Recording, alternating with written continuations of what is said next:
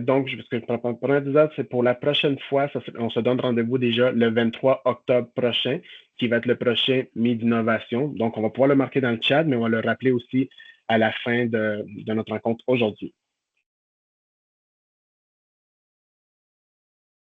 Donc, il est midi et 4. On va pouvoir commencer. Donc, mon nom, c'est Louis Segovia. Je suis coordonnateur du laboratoire d'innovation en santé des aînés à la Fondation Age. Bonjour, Caroline. Si tu peux fermer ton micro. Merci.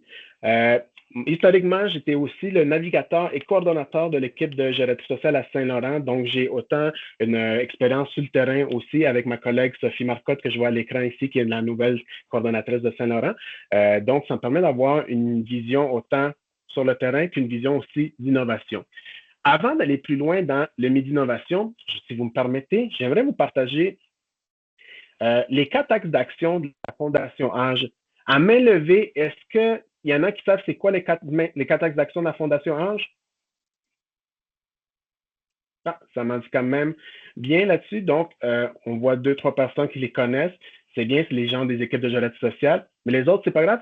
Ça va me permettre de vous le présenter. Donc, la Fondation Age se vise depuis 2025 à faire action sur 4 axes d'action. Les premiers est évidemment les projets en gériatrie sociale, ce qu'on appelle plus communément les équipes de gériatrie sociale. Actuellement, nous en avons 25 au Québec. Donc, les équipes de gériatrie sociale ont comme mandat de collaborer avec les partenaires communautaires, publics et privés dans les régions qui justement veulent développer l'approche de gériatrie sociale. Donc, une navigatrice, qu'on appelle plus communément les intervenants en gériatrie sociale. Donc, les navigatrices ont pour mandat de créer un réseautage de partenaires de collaboration, de co-construction et d'action. En soi, les navigatrices, pour ceux qui ont des petites craintes ou des hésitations, ne vont pas remplacer les acteurs déjà présents sur le terrain. Une navigatrice, elle n'ira pas aider un aîné à trouver une résidence comme Paul Mommy de la CHQ le fait, ou le faire aider un proche aidant comme les équipes de Proche Aidance Québec. Donc, la navigatrice, c'est plutôt de connaître tous les partenaires accessibles pour les aînés. À la suite, la Fondation Age veut aussi lutter contre la littératie informatif pour les aînés et on a mis sur pied depuis déjà 3 ans le site Agir pour bien meilleur. Cette année, on a la nouvelle mouture du site Agir pour bien meilleur qui est un site qui est ciblé pour les personnes aînées, les proches aidants et les intervenants. Donc, c'est un site qui a été fait par la Fondation Age et divers partenaires, dont l'Ordre des médecins du Québec et divers autres partenaires pour vous fournir des articles scientifiques, des outils justement pour les aînés, les intervenants. Donc, tout est fait pour que ça soit compréhensible et j'ai pas d'autres mots, mais pour vulgariser aussi l'information concernant la santé et le vieillissement des aînés. Donc, c'est un site qu'on va le créer selon la rétroaction que vous allez nous faire, donc les critiques constructives par rapport au site. Vous dites, écoute, tel site, ma mère n'est pas capable de le comprendre, ou moi, comme proche aidant, je ne me vois pas là-dedans. Ça nous aide à les améliorer au fur et à mesure parce que c'est l'objectif d'agir pour bien vivre. D'ailleurs, Nicolas, si jamais il y a de quoi, n'hésite pas à lever ta main et me corriger si je dis de quoi niaiseux. Et on a aussi comme 4e axe, c'est la participation sociale des personnes aînées. Et c'est là qu'on fait avec nos collègues du mouvement Habitat, dont notre cher François Grisé et l'organisme 1 FOMEL. Donc, on a mis sur pied 2 activités. La première, celle qui aura lieu le 1er octobre prochain. Donc, pour ceux qui n'étaient pas au courant, le 1er octobre prochain, on fait la marche Agissons ensemble pour le musée des aînés qui aura lieu cette année à Montréal, Québec et au Témiscamingue. Donc, nous invitons tous les aînés, proches aidants, intervenants, organisations qui touchent de loin ou de proche à un aîné à venir marcher avec nous à partir de 10 heures. On vous invite quand même à être là dès 9h15 pour justement pouvoir se préparer. Le but de la marche, c'est vraiment de présenter le portrait des aînés justement comme acteurs d'influence encore. On va prendre d'assaut la rue en compagnie des services de police de Montréal, Québec et du Témiscamingue pour justement festoyer aussi. Évidemment, la marche, j'ai juste à préciser, c'est une marche sans objectif politique, c'est vraiment une marche de festivité. Cependant, les organisations qui sont là, exemple la FIDEA, la FADOC, vous pouvez venir avec vos chandails, vos drapeaux, présenter vos messages aussi. On a plusieurs médias, plusieurs élus municipaux, provinciaux et fédéraux qui seront présents. Donc, vous êtes les bienvenus à vous inscrire pour la marche Agissons ensemble pour le musée des aînés. Et l'autre activité du mouvement Habitat sont les interforums, qui sont des groupes de discussion, de co-création entre des aînés et des organisations pour justement trouver des solutions locales ou justement régionales dans les besoins qu'ils voient que peut-être des organismes n'ont pas approché encore ou n'ont pas adapté pour l'instant. Donc, si jamais vous allez en apprendre plus, n'hésitez pas à me contacter. D'ailleurs, Nicolas, tu peux mettre mon adresse de courriel. Ça va me faire plaisir de vous aider, que ce soit des questions sur le mouvement Habitat ou pour Agir pour je pourrais vous transférer à mes collègues Nicolas ou ma collègue Andréane. Mais là, on est là pour le LISA. Qu'est-ce que le LISA? Le LISA, comme je l'ai dit tantôt, c'est le laboratoire d'innovation en santé des aînés. Laissez-moi juste aller dans ma présentation. Et qu'est-ce que ça fonctionne au fond? C'est un laboratoire vivant où sont repérés les besoins non comblés. Donc, tantôt, je vous disais, les équipes de gérance sociale ne remplaceront pas les acteurs clés déjà installés ou implantés dans une localité. Cependant, des fois, on se dit dans l'étape de concertation locale ou dans les groupes d'échange, OK, mais il n'y a personne qui répond à tel besoin. Qu'est-ce qu'on peut faire? Ou tel besoin n'est pas adapté à la réalité des données. Comment on peut l'adapter? Et c'est là que le LISA va chercher des solutions concrètes qu'on construite avec les milieux, testée, ajustée et diffusée ou mise en échelle par la suite. Mise en échelle par la suite, on va voir plus tard pourquoi. Et pourquoi on commence au début avec les milieux? Parce qu'on ne veut pas juste dire, tel projet c'est intéressant, on va essayer d'implanter dans un milieu qui ne voit pas ce besoin-là. Donc, on va aller vraiment avec le besoin des milieux. Ce qui veut dire par là, puis je vais être clair, c'est que les projets du LISA ne sont pas nécessairement des projets que la Fondation H a décidé, on embarque, on fait ça. Des fois, ça vient d'une équipe de l'aide sociale ou de notre organisme partenaire, mettons des IDMAV, au Providence Québec, ou la REC, ou la FADOC, ou la FIDEA, qui nous disent, hey, on a tel besoin, pensez-vous qu'on peut essayer de réfléchir, discuter, cogiter sur ce besoin-là et trouver une solution. C'est là que le LISA prend tout son symbolisme de laboratoire vivant. Est-ce que je parle trop vite ou c'est correct le débit? C'est bon? Je pense que ça va. Il n'y a pas de signe que ça ne va pas pour l'instant. Parfait. J'ai pas dit personne. Good. Donc, le LISA, ça va être un écosystème de proximité, justement, où émergent de ces nouvelles solutions. Ça expérimente des approches inédites parce que, justement, au LISA, on se dit, telle solution pourrait être peut-être un peu folle, mais pourrait peut-être fonctionner. Donc, essayons-la localement. Et si par la suite, ça fonctionne, essayons-la dans une autre région, que ce soit une région urbaine ou une région rurale. C'est justement s'adapter aux réalités locales. Donc, je parle, ce qui fonctionne dans une région rurale ne veut pas nécessairement dire que ça va fonctionner dans une région urbaine et vice-versa. Donc, c'est s'assurer à chaque fois qu'il y a une homogénéité ou une divergence pour que le projet puisse aller de l'avant et s'adapter quand même aux localités. En gros, les objectifs du LISA sont assez simples. Je ne les lirai pas tous, je vous le dis, ce n'est pas juste un monologue, on va prendre du temps d'interagir par la suite, mais c'est de créer des trajectoires de soins novatrices pour maintenir l'autonomie et prévenir le vieillissement accéléré. Ça, à la base, c'est la mission de la Fondation Ange. Notre fondateur, le Dr Lemaire, l'a dit souvent, c'est d'ajouter de la vie aux années. Pas juste d'ajouter des années à la vie, mais d'ajouter vraiment de la vie aux années pour que les aînés puissent vieillir en dignité, dans le confort et qu'ils puissent justement maintenir leur autonomie. C'est aussi de mobiliser de nouveaux acteurs. Exemple, des projets où on travaille avec les paramédics, des projets où on travaille avec des ergothérapeutes, des physiothérapeutes, on travaille avec des organismes sociaux, des coopératives, des projets que je vais vous présenter aujourd'hui, on a travaillé avec des popas roulantes, des projets qu'on collabore des fois avec la police, les premiers répondants. Favoriser l'accès à des services adaptés à l'échelle locale. Ça, c'est important parce qu'on ne veut pas qu'un aîné qui est à la Chine, par exemple, doivent se déplacer jusqu'à Laval pour avoir accès au service qu'il a besoin. On veut que le service soit disponible ou que le projet soit disponible à la Chine ou à Longueuil et que ça soit justement local par des partenaires locaux et non rendre ça un nouveau casse-tête pour l'aîné à obtenir ce service-là. C'est également d'activer et diffuser les connaissances pertinentes en santé des aînés. Ce qu'on va dire par là, c'est que les projets du LISA vont toujours être publics. On ne va pas garder ça dans une boîte de Pandore à la Fondation Ange, mais vraiment que tout le monde puisse y accéder, que tout le monde puisse y participer. Évidemment, nos premiers participants, ce sont les équipes de gérance sociale. Comme je disais tantôt, nous en avons 25, donc c'est pouvoir les diffuser, mais il y a des projets qui vont pouvoir se faire avec d'autres partenaires externes, outre les équipes de gérance sociale. Évidemment, c'est valoriser aussi l'expertise terrain et la participation active des personnes aînées dans la conception des solutions. Ce que je veux dire par là, c'est pas juste de s'asseoir entre intervenants, entre chercheurs, et de dire, ça, sur papier, ça fonctionne. C'est d'aller voir avec les aînés, est-ce que pour vous, ça fonctionne dans le concret, dans le plancher des vaches qu'on dit souvent, là. Est-ce que cela est actif? Est-ce que cela est réaliste? Exemple, c'est pas de donner des solutions, ça va coûter à chaque aîné 100 $ par mois. C'est pas réaliste pour la majorité des aînés de pouvoir payer 100 $ par mois, même si c'est une solution miracle. C'est de voir comment cela peut être adapté à les aînés selon toute réalité, toute connaissance aussi. Jusqu'à là, ça va? Si jamais vous avez des questions, n'hésitez pas à lever la main ou l'écrire dans le chat. Mon collègue Nicolas va se faire un plaisir de pouvoir me faire une pause pour là-dessus.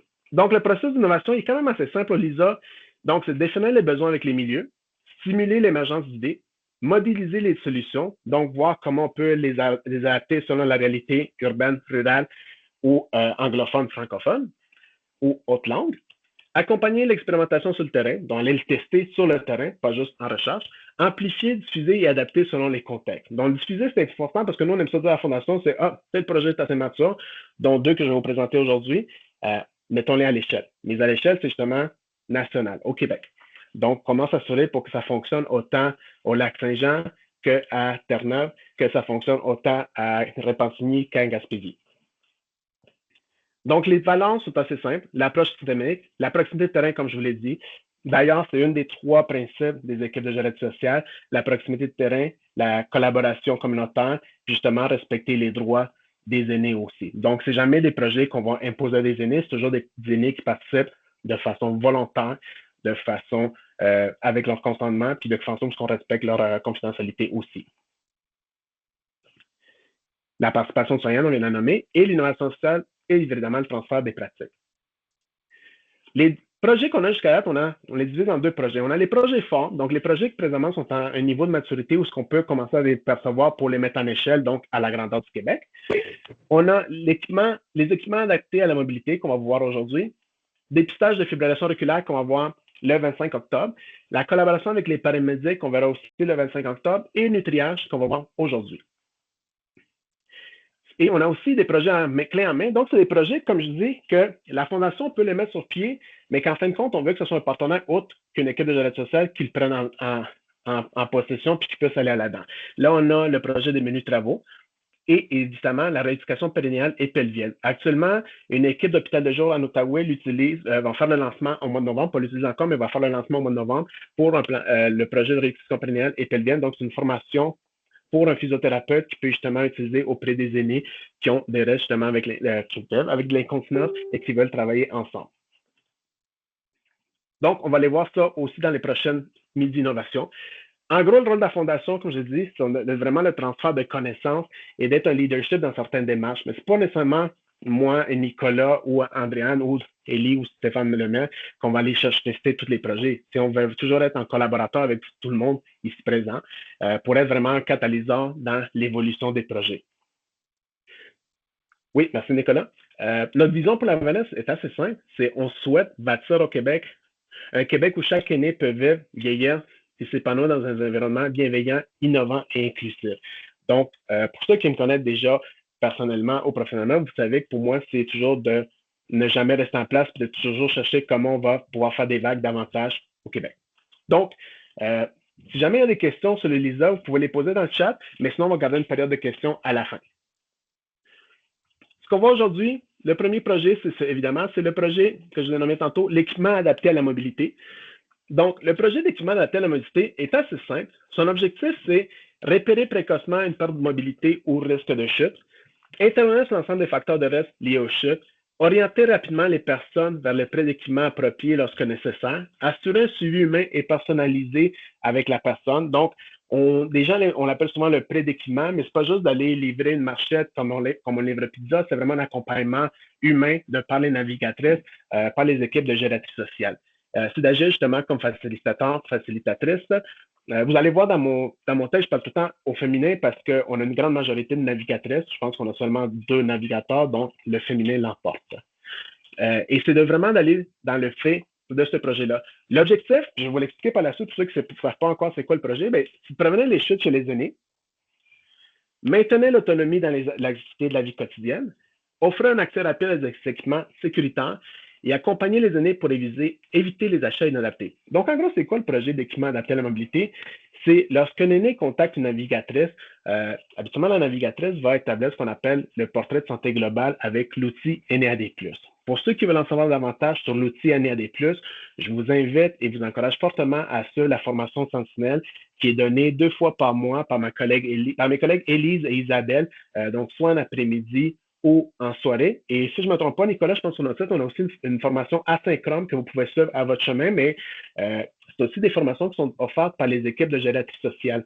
Donc, si jamais vous voulez contacter les équipes de Saint-Laurent, Villeray, la Chine, Longueuil, toutes les autres équipes qu'il y a au Québec, ils pourraient adapter la formation pour la donner en personne aussi. D'ailleurs, on le fait souvent pour les milieux de vie comme les RPA. Nicolas? Puis Louis, je vais ajouter que si jamais vous vous dites, OK, ben super, j'aimerais ça recevoir cette formation-là par mon équipe de gériatrie sociale, mais je ne sais pas s'il y en a une sur mon territoire, on vous invite à aller voir sur notre site web. Je vais vous remettre le lien. Vous allez voir la liste des projets de gériatrie sociale et à partir de là, ben, vous pouvez prendre contact là, avec les équipes qui vont se faire un plaisir de pouvoir vous répondre. C'est ça. Nicolas, vous m'avez J'arrêtais bien pas de répondu. demander, Oui, est-ce que allez-y. c'est possible de parler un peu? Oui, est-ce que c'est possible de parler un peu moins vite? Parce que là, il y a beaucoup de choses qui se bousculent, puis, pour que je Parfait. puisse comprendre comme il faut, là. Moi, je suis le plus vieux de la gang, peut-être. Fait que, merci. Ben non, c'est parfait. J'avais dit au début justement de m'avertir si jamais mon débit était trop rapide. Fait que merci Jacques, je vais pouvoir m'adapter à ça. Donc, dans le lien que Nicolas vous a envoyé, vous allez pouvoir voir dans la section projet les différents projets de gériatrie sociale et donc vous allez pouvoir les contacter. Donc, comme je vous disais tantôt, quand la navigatrice établit le portrait de santé globale de l'aîné avec l'aîné AD+, on peut voir justement dans les discussions si l'aîné serait intéressé à utiliser un équipement adapté à la mobilité. Là-dedans, je ne vous ferai pas toute la liste en entier, mais on parle de marchette, on parle de déambulateur, de banc de douche, de canne pour la marche. Et c'est là que l'aîné peut avoir accès à ces équipements-là de façon gratuite. C'est des prêts temporaires selon le besoin de la personne. Quand on dit des prêts temporaires, c'est soit d'ici que la personne puisse en acheter un elle-même ou d'ici que le CLSC local puisse en procurer un ou qu'un prochainement puisse l'aider à l'acheter. Au fond, c'est des équipements que la personne peut s'acheter autant chez Medicus, Walmart, Amazon, Pharmaprix, Jean Coutu. On ne parle pas ici de lit électrique, de machine à dialyse, on ne parle pas de machine pour l'apnée du sommeil. On parle vraiment d'équipements pour la mobilité. Donc, lorsque la personne trouve qu'elle pourrait utiliser cet équipement-là, la navigatrice s'assure d'aller de l'avant avec un prêt et justement de lui expliquer les fiches de sécurité. Maintenant, les navigatrices, pour ceux qui posent la question, ne sortent pas out of nowhere, excusez, en dehors de nulle part pour offrir cet équipement-là. Ils sont accompagnés et formés par notre ergothérapeute conseil, Élise Doré, qui donne aussi la formation sentinelle pour pouvoir bien accompagner les aînés. Et cela se passe aussi dans un processus de DDA qu'on appelle donc discussion des alertes avec l'équipe de la Fondation et les ressources cliniques des CIUS auxquels ils sont partenaires avec les équipes de gériatrie sociale. Donc, une fois que le prêt est jugé potentiel pour l'aîné, la navigatrice va pouvoir l'accompagner dans le prêt de un ou même des fois 2-3 équipements. Donc, ça peut être une marchette, un banc de douche, un banc de se relever pour la toilette et va lui fournir à l'aîné les fiches de sécurité pour que l'aîné puisse savoir comment l'utiliser également. Il se peut que des fois des prêts n'aient pas lieu parce que la navigatrice se rend compte que l'aîné n'a pas la compréhension nécessaire pour utiliser cet équipement-là et donc là, toujours en collaboration avec un partenaire du CLSC, on va pouvoir accompagner l'aîné autrement. Est-ce que c'est clair pour comment le projet fonctionne? Je vois qu'il n'y a pas de questions. Jacques, est-ce que le débit de voix est bon? Good. Donc, les retombées attendues pour le projet en soi, ce n'est pas des retombées en chef, c'est vraiment de s'assurer qu'il y ait moins de chutes, donc plus d'autonomie de la part des aînés. On ne peut pas se dire non plus qu'on a prêté un document, il n'y a pas eu de chute, mais on sait que l'aîné, l'hiver, qui a besoin d'une canne ou d'une marchette, ben, soit il reste chez eux s'il n'y a pas cet équipement-là, ou soit il se risque d'aller à l'extérieur et de vivre une chute sur une plaque de glace ou sur un trottoir mal déneigé. Vous en connaissez autour de vous des aînés qui font des chutes l'hiver, même l'été quand le trottoir est mouillé. Ben, c'est pour ça qu'on essaie d'offrir ces équipements-là pour que l'aîné puisse continuer à faire son épicerie. Même si c'est à 10 minutes de chez eux l'épicerie, ben, peut-être la marchette va justement l'encourager à continuer ça, de continuer à justement maintenir sa mobilité au sein de son quartier et de maintenir son autonomie. C'est d'avoir accès aux équipements sécuritaires parce que chaque équipement est vérifié par la Fondation H pour s'assurer qu'il est prêt à être traité ou s'il doit être réparé, on a un partenaire qui va pouvoir faire la réparation. D'avoir justement le maintien de domicile facilité et une satisfaction accrue de l'aîné qui utilise ces équipements-là. Pour nos partenaires communautaires, c'est vraiment d'avoir une collaboration accrue parce que justement, c'est dans les discussions, comme on disait tout le temps, que des partenaires peuvent dire Hey, moi, je connais l'équipe de gérance sociale locale qui pourrait aider tel aîné qui vient chez nous au centre de jour à avoir une marchette, justement, plutôt que d'attendre après le prochain dent parce qu'on est occupé ou après le CLSC, ben, il pourrait l'avoir rapidement de façon temporaire. Ce qui est important aussi, qu'on note comme indicateur de succès potentiel, c'est justement le taux de satisfaction suite au prêt. Donc, quand une navigatrice, comme je l'ai dit tantôt, prête un équipement, c'est pas juste une livraison comme une pizza ou comme l'épicerie, c'est assuré, il y a un suivi qui est fait pour voir est-ce que l'équipement répond à vos attentes, est-ce que l'équipement vous l'utilisez de façon adéquate, par exemple, est-ce que la marchette est assez haute pour vous, il faut la monter davantage, est-ce que le banc de douche est sécuritaire ou plutôt il vous donne plus peur parce qu'il n'est pas assez monté, on va l'adapter avec vous. C'est de voir aussi qu'il y a un délai modéré d'accès à l'équipement, que le médecin à domicile peut se faire par justement le prêt. On dit souvent que c'est des prêts de 3 mois, mais je vous rassure, il y a des prêts qui peuvent durer plus longtemps selon le besoin de la personne âgée aussi. On ne va pas arriver après 3 mois et dire, bon, mais le temps est passé, donnez-nous la marchette. Non. C'est vraiment jusqu'à temps que la personne nous dise, c'est beau, je peux vous la redonner. Nos partenaires clés dans ces projets-là, puis ça m'amène à notre prochain point que je vais vous présenter, c'est autant les CIUS, parce que souvent les CIUS nous contactent, hey, j'ai des gens qui veulent donner de l'équipement parce que leur proche est en CHLD ou malheureusement est décédé, donc ils ne veulent pas le jeter. Est-ce que vous pouvez faire appel avec vous? Oui. CSI, qui est un organisme à Québec, justement, donne une deuxième vie à plusieurs équipements adaptés à la mobilité, mais aussi à des fournitures de cuisine, des cuisinières, des laveuses sécheuses qui offrent à justement des pays du monde, mais aussi à des organismes au Québec. Et les RPA, donc les résidences pour aînés, mais aussi les OBNL d'habitation, tout ce qui est milieu de vie qui nous font part d'équipements adaptés à la mobilité. Et d'ailleurs, je vous invite le 15 octobre prochain, si ça fonctionne, oui, nous avons notre premier déambule-don.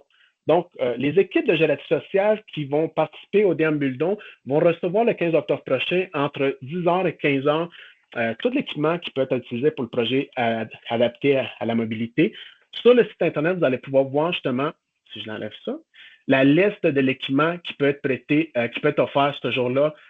Donc, ceux qui vont vouloir participer, c'est pas compliqué. On va marquer d'ici 2 semaines les adresses des équipes parce que, encore une fois, on permet aux équipes de décider s'ils veulent participer, si on a le temps et la possibilité de le faire. Donc, vous allez pouvoir leur apporter ces équipements-là entre 10h et 15h. Et nous, les équipes de la Fondation Âge, Nicolas qui est ici avec moi et nos directeurs, on va se promener partout au Québec pour ramasser justement dans les équipes les équipements qui vont avoir été donnés pour les gens et qu'on va pouvoir s'assurer avant tout que l'équipement est sécuritaire et qu'on pourra remettre disponible pour l'inventaire des équipes qui participent au projet d'équipement adapté à la mobilité. Est-ce qu'il y a des questions sur le projet de prééquipement pour l'instant ou on peut garder jusqu'à la fin? Nicolas, est-ce que tu vois des questions dans le chat?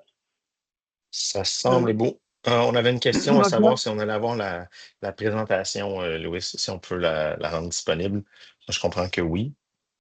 Oui, bien, au fond, de plus en plus, comme vous avez vu dans la nouvelle mouture de notre site Internet, je vous invite à aller dans le site Internet, voir le LISA. Les présentations que je vous ai, ça, je pourrais pouvoir les partager, justement, d'ailleurs, cette vidéo-là aussi. Mais de plus en plus, je suis en train d'utiliser ces présentations-là comme description pour les projets du LISA aussi. Fait que oui, ceux qui veulent la présentation, j'en ai deux à vrai dire, une que j'appelle One Pager, puis une que j'appelle présentation officielle de 12 à 7 pages. Je pourrais vous les partager également ou vous en faire une présentation individuelle avec vos partenaires. Si je sais qu'ici, il y a peut-être des représentants de tables de concertation locale ou régionale, mais ça me fait plaisir de discuter avec ça, avec les organismes, que ce soit sur les projets du LISA ou même sur la marche. D'ailleurs, ce lundi, j'ai discuté avec Pierre Baudry sur la marche du 1er octobre, mais si jamais d'autres organismes veulent savoir, hey, ce projet-là nous intéresse, comment on peut collaborer, ça va faire plaisir de discuter avec vous. Louis, il y a Jacques aussi, je pense, qui a levé la main. Oui. Allez-y, Jacques. Oui, je sais que dans le temps, il y avait un programme, je pense que c'était la SCHL, c'était Centrale d'hypothèque et de logement, quelque chose du genre, qui allait pour installer des choses de sécurité dans les maisons, là, pour les personnes âgées notamment, ou d'autres personnes qui avaient des besoins particuliers à ce niveau-là. Les CLSC aussi ont des ressources, ergothérapeutes, physiothérapeutes. Est-ce qu'il y a pas un certain dédoublement quelque part là-dedans? Là, parce que ce que j'ai compris aussi, c'est qu'au niveau des coûts, là, est-ce que la Fondation paie le coût des équipements ou ben non, on en récupère, des gens qui font des dons. Comment ça fonctionne à ce niveau-là, là? C'est une super question, Jacques. Donc, premièrement, je suis désolé, je ne l'ai pas dit dans le début de la présentation du projet, mais les prêts sont tout à fait gratuits. Il n'y a pas de grand projet de la Fondation H, puis je vais même dire, il n'y a aucun projet de la Fondation H dans l'ISA où est-ce que l'aîné va avoir à débourser un coût. Donc, lorsqu'une navigatrice prête un prêt d'équipement, ou 2, ou 3, ou même 5, il n'y a aucun frais de la part de l'aîné.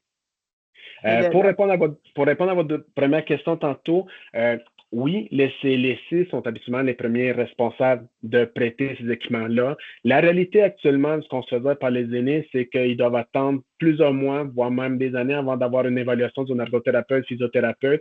Même plusieurs CLSC nous disent écoute, nous, on n'est plus capable d'offrir ces équipements-là. Il faut que la personne ait besoin d'au moins 250 d'équipement pour le faire. Fait que c'est sûr que pour nous, on ne veut pas remplacer ce que le CLSC va faire, mais on veut quand même que l'aîné ait accès à l'équipement le plus rapidement possible. Donc, dans la collaboration qu'on fait avec certains CLSC, dont à Saint-Laurent, on a déjà vu des aînés qui, pendant 8 mois, 10 mois, ont eu l'équipement qu'on leur a prêté, puis après 11 mois, le CLSC est venu, puis les a remplacés les équipements pour être les équipements du CLSC. Donc, c'est toujours dans ces collaborations-là, mais on ne peut pas s'asseoir et se dire que l'aîné va attendre 10 mois, 11 mois avant que le CLSC puisse apporter les services. Je ne suis pas en train de dire qu'ils ne sont pas compétents, ils font un travail exceptionnel, le CLSC, mais la réalité fait qu'ils ne sont pas capables de l'offrir à la rapidité que les équipes de gérance sociale vont pouvoir l'offrir. Est-ce que je réponds à vos questions? Oui, mais au niveau du coût des équipements, est-ce que la Fondation les paie ou quoi? Je comprends que les usagers ou les personnes qui en bénéficient ne paient rien, mais qui paie pour les équipements? Non, c'est ça. C'est pour ça qu'on fait appel à nos partenaires communautaires, aux gens de la communauté, pour avoir les dons de ces équipements-là. Donc, nous, vu qu'on les reçoit gratuitement de par collaboration Santé internationale ou les RPA, parce que les RPA, légalement, ne peuvent pas prêter ces équipements-là à leurs résidents, donc ils finissent souvent avec une chambre ou 2 chambres pleines d'équipements, puis ils nous le donnent. Et donc, nous, c'est pour ça qu'on y va avec un prêt gratuit aussi. Puis petite clarification à ce que vous avez dit aussi tantôt, il y a quand même des services que c'est restreint au CLSC, par exemple l'installation de barres d'appui sur le mur, ça c'est un acte réservé pour le CLSC ou les ergothérapeutes, physiothérapeutes. Donc c'est sûr que, comme je dis tantôt, nous on parle d'équipements qu'un aîné peut s'acheter dans une pharmacie, dans un Walmart, qui n'a pas besoin d'une installation professionnelle. OK. D'accord? Ouais. Donc, j'avais arrêté mon partage pour qu'on puisse bien discuter avec Jacques. Mais là, je vais vous passer le prochain projet, qui est le projet Nutriage. Mais avant de vous présenter le projet, j'aime toujours vous montrer des vidéos. Donc, je vais vous faire écouter une vidéo et dis-moi juste si tout le monde entend bien le son dès le début. Une vaste opération de distribution de produits visant à contrer la dénutrition chez les personnes aînées s'est récemment mise en branle aux 4 coins de la province. Et il s'agit d'un projet de gériatrie sociale propulsé par la Fondation Âge. À Québec, la première journée de distribution a eu lieu cette semaine. Salut Jasmine! Salut Marilyn! Ça va bien? Ça va bien toi? Yes! Oui. Alors voilà, ça a l'air de ça, nos laits protéinés. Jean-Simon Bouchard reçoit ses premières provisions. Tu les prends quand tu veux, si tu veux le prendre en te levant le matin. L'important, c'est que tu les prennes 3 fois par jour. OK. 3 fois 100 millilitres de lait riche en protéines et des suppléments vitaminés. J'ai eu 65 ans au mois de mars. Et puis malgré ça, c'est pas arrivé automatiquement. Mais je sens que ces temps-ci, j'ai un petit peu de perte d'énergie. M. Bouchard fait partie des personnes aînées ciblées par l'organisme de Québec Service amical Basseville. Lui et d'autres bénéficiaires ont adhéré au projet Nutriage. Le projet Nutriage, c'est un projet de distribution de lait enrichi en protéines pour les personnes à risque nutritionnel. Comment vas-tu? Ça va. Ça va? Oui. Grand jour aujourd'hui? Ben oui, on va se faire énergiser. Hein. Claude cherche lui aussi à rehausser son énergie. Ça pourrait aider à énergiser, renforcer les muscles. Donc aider à sortir dehors un petit peu plus. Là. Une solution concrète qui vise à contrer la dénutrition. C'est sûr que quand on tombe dans un milieu comme Saint-Roch, Saint-Sauveur, où il y a une plus grande défavorisation, ben, le risque est accru. Selon le consensus scientifique, les besoins en protéines des aînés seraient jusqu'à 50% supérieurs à ceux d'un adulte de 40 ans. 35% des aînés dans la communauté en général vont être à risque nutritionnel élevé.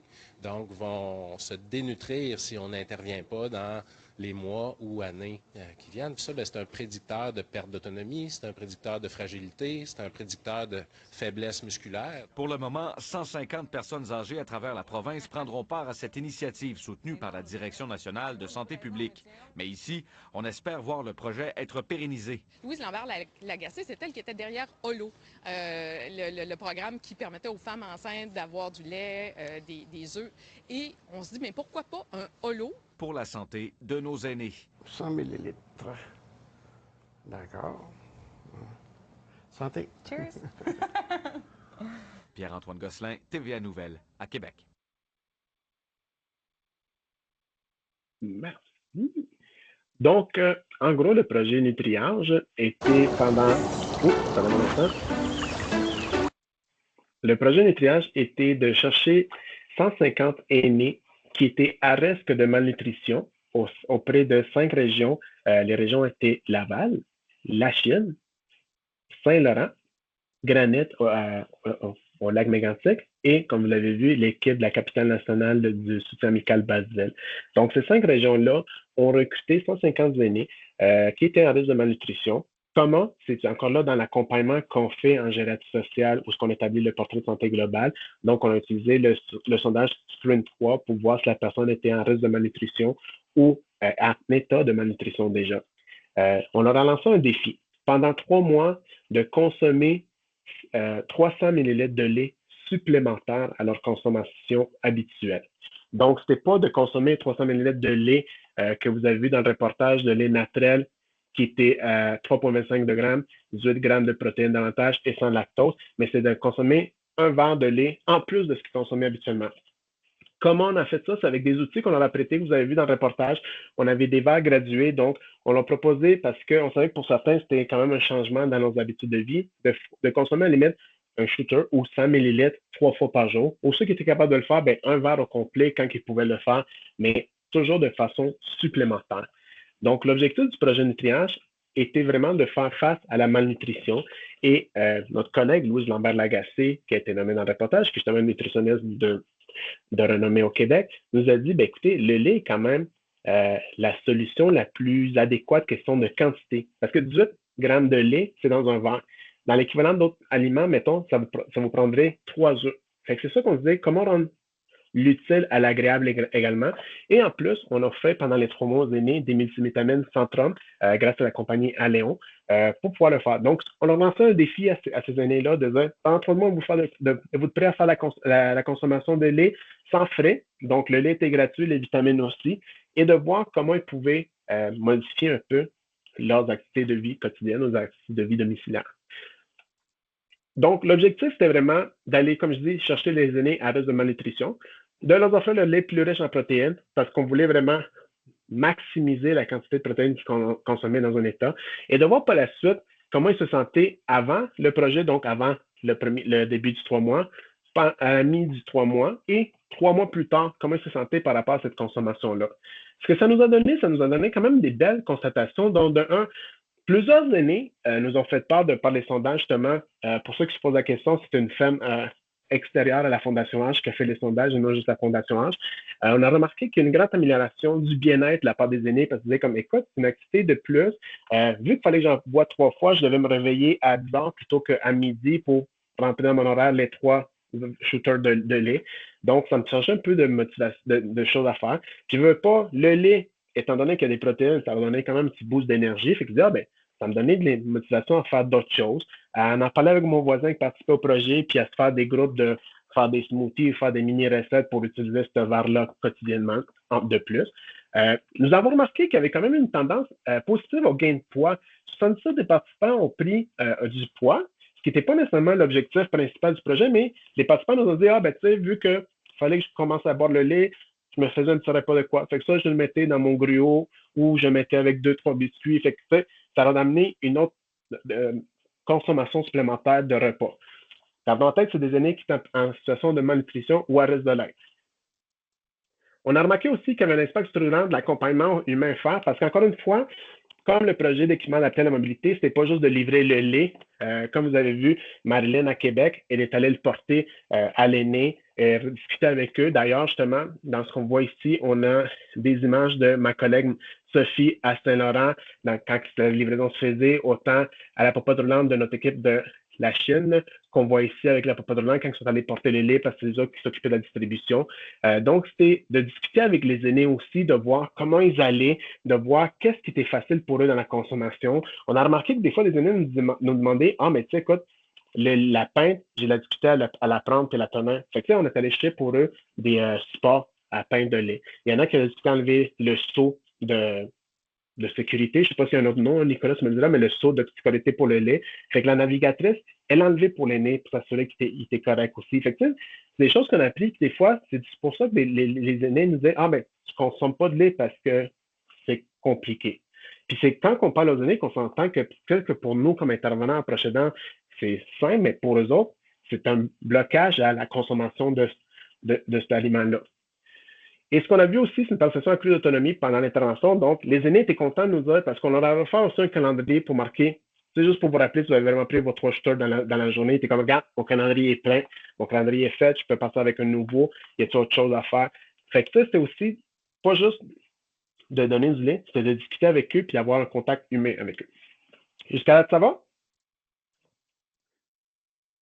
Donc, l'effort du modèle Nutriage, c'était vraiment un repérage efficace grâce aux équipes de génétique sociale, mais aussi nos partenaires, parce que comme j'ai dit, à la Chine et au granit, ça a été des popotes roulantes qui ont aidé justement le repérage d'aînés avec le test Sprint 3. À Laval, c'était un HLM, donc c'était des IDMAV dans un HLM, dans 3 HLM, au fond, qui nous ont aidé à repérer des aînés qui participaient au projet.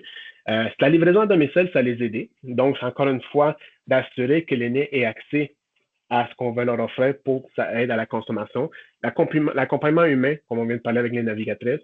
Les outils concrets, c'était simple. C'est un verbe gradué, donc le shooter, un calendrier, puis le lait qui était livré à la maison. Donc, l'expérience valorisante pour les aînés, c'est de dire au début, il y en a plusieurs qui nous disent, mais je ne sais pas si je serais capable de boire un verre de lait, déjà que je n'aime pas le lait.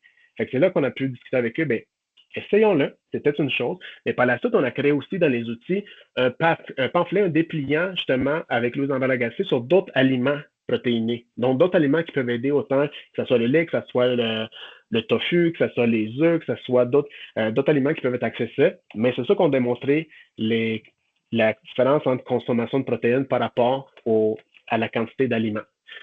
Et évidemment, la satisfaction est élevée des participants. On avait 83,7 là-dessus.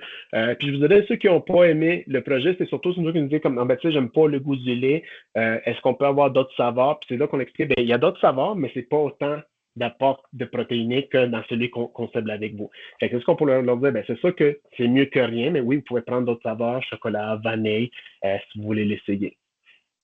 Donc, les résultats qu'on avait dit tantôt, je me suis passé, 96 participants ont fini le 3 mois. Parce qu'ils ont pu, il y en a qui ont dû quitter parce qu'ils ont déménagé de leur milieu de vie en CHSLD, il y en a qui malheureusement sont décédés là-dedans. Donc, 96 ont pu participer pour un taux, comme je disais tantôt, de 84 de satisfaction et toujours le 67% de gain de poids observé. Ce qu'on a remarqué pour la phase 2, maintenant, et c'est ça que je vous annonce, c'est qu'on est en train de discuter à la Centre d'information de commencer au printemps 2026 la phase 2, donc d'aller chercher cette fois-ci 525 personnes âgées. Donc, d'aller chercher, si nos équipes nous suivent, puis habituellement nos équipes en général sociale nous suivent, 15 équipes cette fois-ci, donc 15 régions au Québec pour avoir 525 personnes, donc à peu près 30 personnes par équipe, pour pouvoir voir comment on peut aller davantage dans la lutte contre la malnutrition et justement avec une bonification d'accompagnement clinique de Louise Lambert-Lagacé qui va être offerte par des conférences, des dépliants aussi plus informatisés, plus clair sur justement la consommation des nutriments en protéines ou d'autres suppléments que je vais vous montrer par la suite.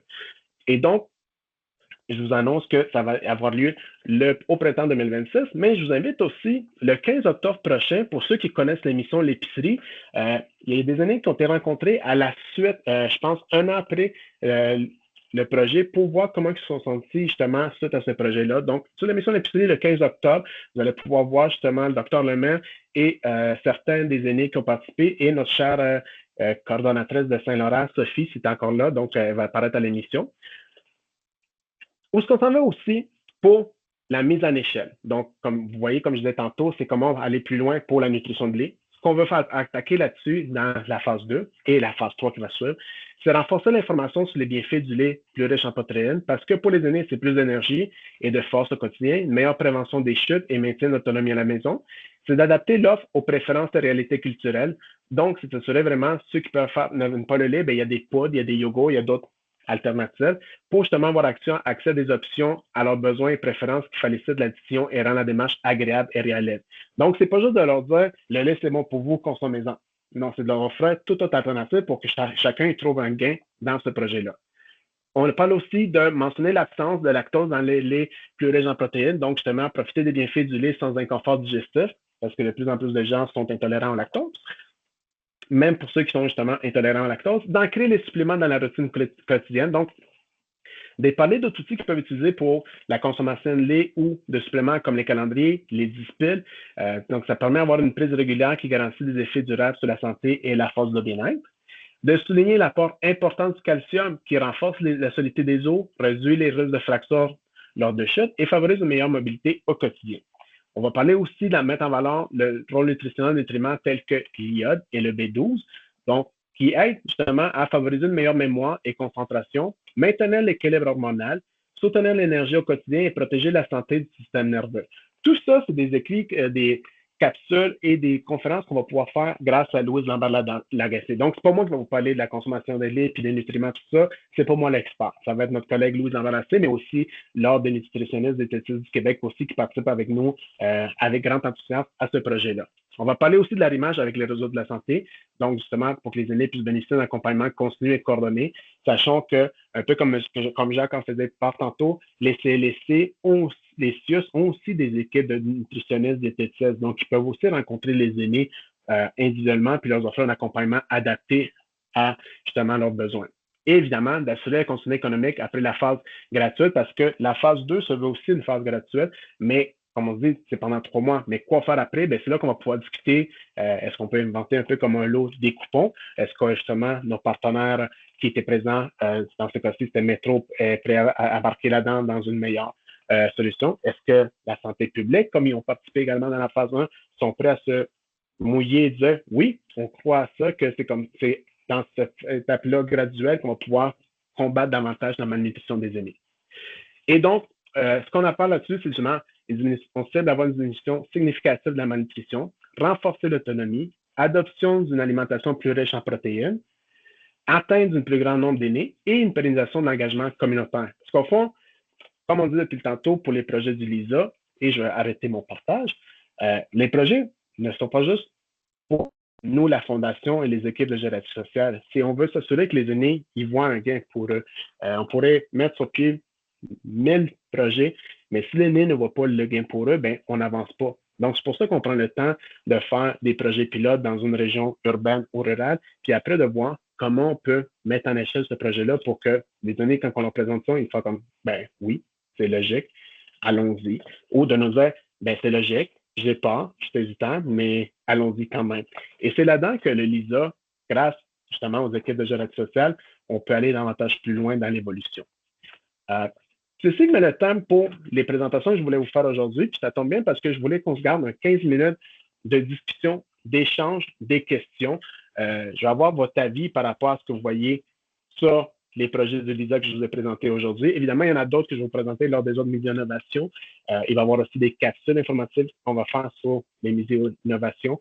Mais je veux savoir pour vous, en tant qu'aîné, en tant que proche aidant, en tant qu'intervenant, qu'est-ce que vous voyez aussi dans les besoins des aînés? Parce que le but du LISA aussi, comme je l'ai dit au début, c'est de voir les besoins locaux. Donc, tu sais, si Pierre ou Jacques, je vois les noms qui sont sur mon écran, Cynthia ou Marilyn, vous voyez des projets que vous dites, Caroline aussi également, dans vos quartiers, dans vos régions, ça se peut qu'on peut s'asseoir, discuter, puis au fur et à mesure, bâtir quelque chose qui pourrait se tester sur une région et par la suite mettre en échelle.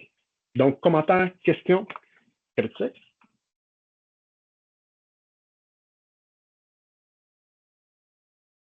Y a-t-il des critiques, y a-t-il des commentaires dans le collaboration? Oui, Jacques.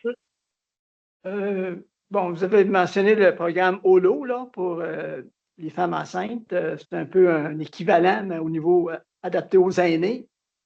C'est sûr que ça s'adresse, je comprends que ça s'adresse à des gens qui ont des carences au niveau alimentaire, j'imagine, puis aussi qui ont moins de revenus pour payer le lait, qui est quand même assez dispendieux, là.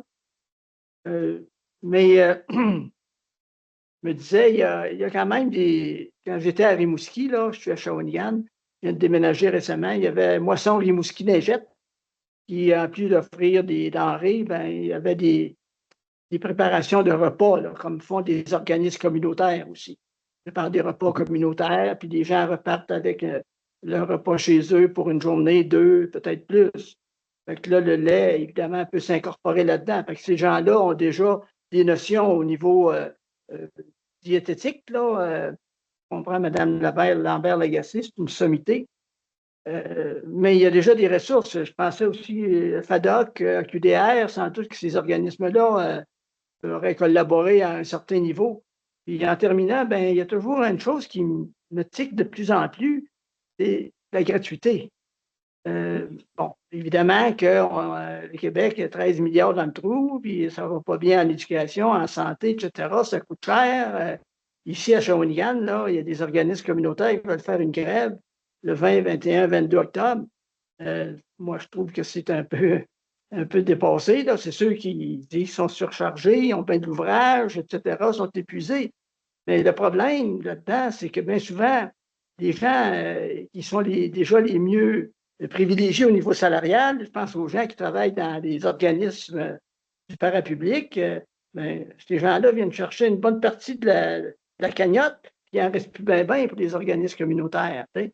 Les syndicats jouent un rôle aussi un peu délicat, personne ne mentionne, mais moi je vais vous le dire. Fait que, ça pour dire que la question de gratuité, je comprends très bien que les gens qui ont des situations difficiles, tout le monde en a aussi, il ne faut pas penser ça. Bien, il faudrait peut-être trouver une façon éventuellement de demander une petite cote-part. Si le 2 litres de lait coûte 3 piastres, et je pense que c'est rendu 3 piastres et demi, là, autour de ça, bien là, demander un petit 50 cents. C'est comme les petits déjeuners. Tu sais, les petits déjeuners, il y a on va rentrer un peu dans la politique, là, mais il y a une formation qui voulait faire ça, gratuit, les dîners. Tu sais.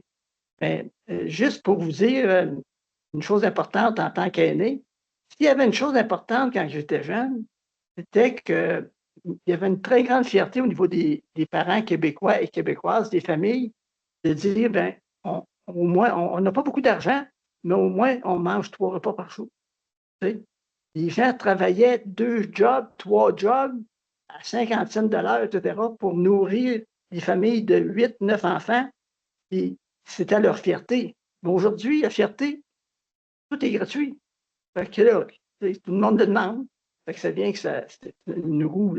Je ne sais pas au niveau de la fondation, avec votre gériatrie sociale, où ça se situe là-dedans, tu sais. Je comprends des très belles valeurs que vous poursuivrez, mais à un moment donné, on va arriver d'un mur. Là, on est déjà proche du mur. Fait qu'il va falloir qu'il y ait des changements. Les fondations ne devraient pas nécessairement prendre la place des organismes ou des établissements dont c'est déjà la mission. Il faut qu'ils se grouillent, eux aussi, là, tu sais. S'ils ont des bons salaires, bien là, travailler. Là, j'étais un peu dur là-dessus, mais en tout cas, c'est ce que je voulais dire. Là. Parfait. Merci, Jacques. Nicolas, je te laisse répondre. Je te vois que tu as levé le main. Oui, je veux juste mentionner que, évidemment, là, nous, notre but, c'est pas, comme vous l'avez dit, là, Jacques, là, de remplacer les acteurs du milieu. Au contraire, là, on travaille tout le temps avec les acteurs du milieu pour aider des trous de service, finalement. Parce que vous l'avez dit, là, les gens, effectivement, considèrent qu'il y a de plus en plus d'ouvrages, puis c'est sûr que quand on est un organisme communautaire qui voit son budget pas suivre l'inflation avec le temps, ça rend ça plus compliqué. Une fois qu'on a dit ça, là, puis je veux pas rentrer dans la politique ce midi, mais nous, évidemment, on est une fondation. Au niveau du laboratoire d'innovation en santé des aînés, on a une très grande partie, sinon presque l'exclusivité de nos revenus qui provient de dons, de fondations privées. Donc, dans ce contexte-là, si la crainte du gratuit et du denier public était votre intervention, ne vous en faites pas, on n'est pas là. Ceci dit, évidemment, notre action se fait auprès des plus vulnérables. Donc, évidemment, le moins on va avoir je dirais, un bloquant à l'accessibilité financière des services qu'on donne, évidemment, le mieux ce sera. Là, on l'a vu dans l'exemple tout à l'heure, la vidéo sur Nutrial. Ben, dans Saint-Roch, la pauvreté, il y en a, de la vulnérabilité, il y en a. C'est pas seulement à Saint-Roch, il y en a partout. Mais c'est dans cette optique-là là, qu'on agit, évidemment. Exact. Puis j'ajouterais à ce que Nicolas a dit, Jacques, c'est que, comme je disais tantôt, on collabore avec les organisations que vous avez nommées, justement, les Popatroulantes, les centres d'action bénévoles qui s'occupent justement de livrer des repas préfaits ou congelés aux aînés aussi. Ce qu'on apporte là-dedans, c'est amener une nouvelle alternative pour que les aînés puissent découvrir ça. Puis c'est là-dedans, d'ailleurs, à la Chine, il y a des aînés qui ont connu pour une première fois la Popatroulant de Saint-Ange, qui participaient dans le projet, qui disent « Ah, mais je savais même pas que ça existait. » Parce que des fois, justement, les organismes ne sont pas tous connus dans leur territoire, puis c'est pour ça qu'on veut collaborer avec ces partenaires-là. Comme je l'ai dit d'emblée, les équipes de gestion sociale et nous, la Fondation, on veut collaborer avec justement notre grand réseautage de partenaires communautaires, évidemment, mais aussi nos partenaires publics et privés aussi. C'est quand je parlais tantôt des RPA pour le projet d'équipement adapté à la mobilité, ben, c'est un bon partenaire pour avoir justement de l'équipement adapté à la mobilité qui n'est pas utilisé, qu'on redonne une deuxième vie. Dans ce cas-ci, des HLM qui ont participé au projet à Laval et les INMA, ben, ils étaient contents de participer, d'offrir cette nouvelle réalité-là, cette nouvelle solution. Ce que j'ai pas dit tantôt dans le LISA, c'est qu'aussi, au LISA, on se pavane pas en disant qu'on réinvente la roue. Au LISA, on veut prendre les solutions qui sont déjà faites des fois par la recherche ou qui sont déjà été essayées en Europe ou dans d'autres parts, puis on se dit, ben, est-ce qu'on pourrait faire ça ici au Québec? Ben, essayons-le dans une région pour commencer, par la suite, essayons-le dans une deuxième région aussi pour le mettre en échelle. Donc, c'est de voir tout ce qui est concret pour voir si la roue tourne bien avec ça. Est-ce que, là, Nicolas, c'est toi qui as mis un message dans le texte? Oui, j'ai juste dit que, tu sais, là, Oui. vous êtes évidemment tous et toutes là, invités à nous faire part. Si jamais il y a des idées de projets que vous avez là, pour améliorer la santé des aînés, n'hésitez pas à nous en faire part maintenant ou les prochaines. On a encore 5 minutes pour nous en faire part. Vous pouvez écrire à Louis, puis sinon, on peut en discuter aussi là, lors du prochain Midi d'innovation. Mais je serais curieux là, de voir s'il y a des choses qui sont venues à l'esprit ou si, sans qu'on soit dans d'autres idées, si le projet Nutriage, le projet de prêt d'équipement, ça vous parle. Ben, je sais qu'il y en a là, dans la salle qui l'offrent déjà, mais je serais curieux là, de voir si vous avez des réactions par rapport à ça. Quand on parle de solutions qui viennent aussi de vous, j'ai des organismes qui m'ont approché, exemple la dégénérescence maculaire qui veulent mettre sur pied un projet. Donc, on discute avec eux, que ce soit pour établir un projet de prévention des chutes avec des kinésiologues aussi. Des choses que nous, on prend le temps de voir, c'est de dire, est-ce que d'un, ça existe déjà pour éviter le dédoublement, comme Jacques disait tantôt. Puis si ça n'existe pas ou c'est pas si adapté, bien, allons-y avec ça. Donc, je vois des mains levées. J'ai Marilyn. Oui, bien, en fait, pour ceux qui seraient peut-être intéressés à en apprendre plus pour l'équipement, la mobilité, je crois que Laval fait son lancement le 6 octobre, c'est bien ça? Exactement. Et je crois que n'importe qui est invité ou peut y assister, à moins que je me trompe. Je sais qu'ils font 2 lancements, un pour la communauté, les citoyens, dans l'après-midi. Je vous contacterai de suivre l'équipe de Laval, qui est la coopérative de soutien à domicile, que le temps qu'on discute, je vais pouvoir vous mettre le lien dans le chat aussi. Mais oui, il y a un lancement qui fait, puis je sais que vous, Longueuil, si tu veux y aller de l'avant, Marilyn, avec le courriel que tu m'as envoyé avant le midi d'innovation, je te laisse en parler. Justement, nous, on est en train d'effectuer les démarches là, pour faire de l'équipement à la mobilité. Donc, on avait déjà là, de l'équipement, on avait reçu des dons nous-mêmes. Donc, c'était storé là, dans un local. Puis, par la suite, nos navigatrices ont reçu aussi la formation près d'équipement. On a commencé l'inventaire, fait qu'on est vraiment dans les débuts, mais justement, c'est une bonne façon, c'est de marcher un peu dans les pas de peut-être d'autres équipes. Donc, justement, moi, j'assisterai là, au lancement pour le projet d'équipement à la mobilité de Laval. Parfait. Merci, Marilyn. Et Est-ce qu'il y a d'autres interventions? Sinon, écoutez, je prendrai le temps de remercier ceux qui étaient présents aujourd'hui. Comme Nicolas l'a dit, on va prendre le temps. Ce ne sera pas tout le temps moi qui va faire des présentations de projets. C'est sûr qu'au début, je vais vous faire connaître les projets qu'on a sur place, mais dans le calendrier annuel, on va avoir des échanges communautaires. Donc, vous allez voir aussi qu'un mes dimensions, ça va être justement échange, besoins communautaires, haut du terrain et initiative, brainstorming, qu'on va pouvoir discuter avec vous. Dites-vous que l'objectif en amont, c'est que les projets puissent être assez mis en échelle pour que la fondation puisse se focuser sur d'autres projets par la suite, puis qu'on se dise, bon, ben, tel projet est rendu mature, qui est autonome par les équipes de gestion sociale ou d'autres partenaires aussi, donc allons-y de l'avant. Jean-Bastien, je vois que vous aviez levé la main. Oui, exact, merci. Bonjour tout le monde, moi c'est Jean-Bastien, puis nous on est une entreprise en démarrage avec des idées de projets, et puis on voulait contribuer de notre façon aussi là, à mettre en place certains projets pilotes. On a créé de la pétanque mobile déplaçable, et puis on aimerait ça faire un projet où on fait beaucoup d'activités dans les villes, et on fait beaucoup d'œuvres caritatives là, dans les RPA pour regarder les gens actifs à tous âges. Puis on voulait vraiment trouver un moyen de contribuer aussi d'une certaine manière, puis aussi de collecter un peu de données. Fait qu'on voulait savoir c'est quoi le meilleur moyen pour nous de pouvoir essayer de tenter à contribuer, donner, partager ce qu'on avait acquis, puis nos produits aussi. Fait que, Louis, la question que je pose, c'est quoi la démarche en fait pour essayer d'aller chercher c'est ça, de faire des pages de laboratoire, des essais un peu là, avec des partenaires locaux, puis des gens de la communauté.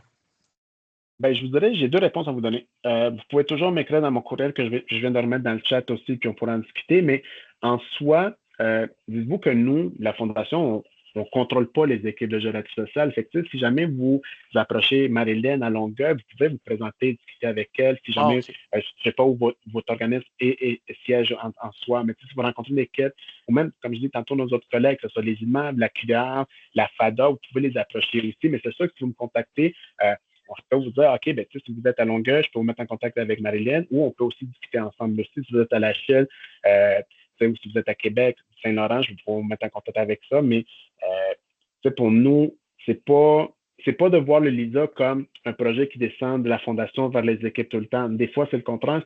Ça vient des équipes directement du terrain, puis ça monte vers la fondation, puis c'est là qu'on va aller de l'avant. C'est une collaboration à double sens, là. Mais je vous ai mis mon adresse dans le courriel. Je veux dire, vous pouvez me contacter, mais sinon, ça va faire plaisir de vous mettre en contact avec les organismes proches de votre localité. Super, génial, merci. C'est un bon projet que vous parlez justement de la pétanque mobile, parce qu'au fond, quand on parle de projet du LISA, c'est pas juste dans la santé.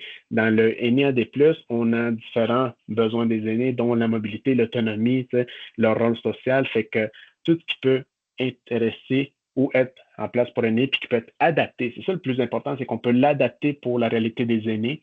C'est là qu'on va aller de l'avant. Donc, écoutez, je vois qu'il est 13h01. Donc, s'il n'y a pas d'autres commentaires ou d'autres questions de final, moi, je vais vous remercier pour votre participation, pour vos questions aujourd'hui.